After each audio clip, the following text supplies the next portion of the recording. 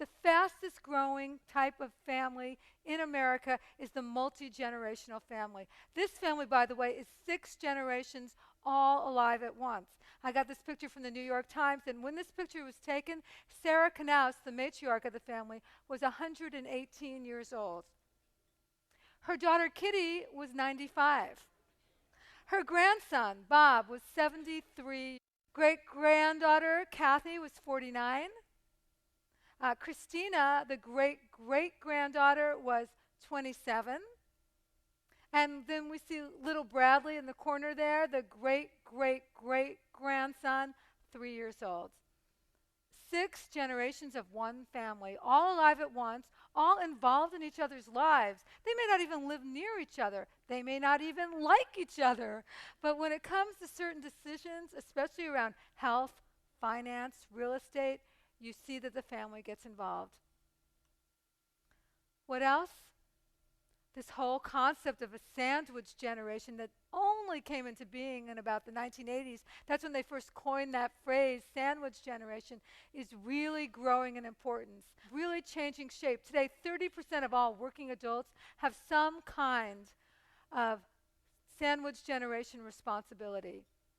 It's becoming so big, so massive, that I think it goes well beyond just being a sandwich. In fact, one of the women I interviewed for my book, she goes, for me, it's like a double-decker sandwich with the toast burnt and the cheese melting out the sides.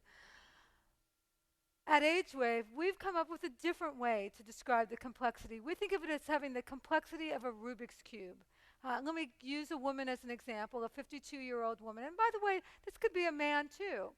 But women are much more likely to be at the center of this web of complexity. Let's call this woman Liz. She's 52. She's done a great job with her life. She's married, has great kids, loves her job, loves her husband, done well at saving. She's doing pretty well. But then she just found out that her daughter and grandson are about to move back in with her because her daughter wants a divorce and doesn't have any money.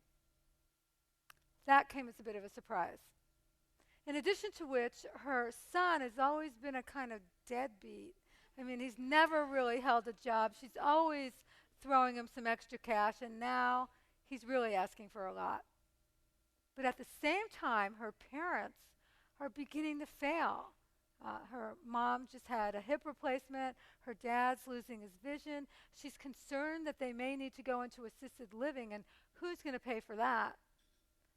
And at the same time, her mother-in-law is getting early-stage Alzheimer's, and there's no question that she's going to have to go into assisted living. Who's going to pay for that?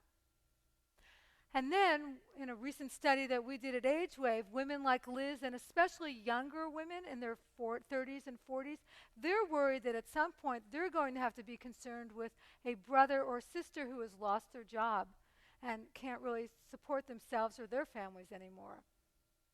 So this web of complexity has many, many layers to it, and often finances are at the heart of what has to be dealt with, and it's very emotional as well.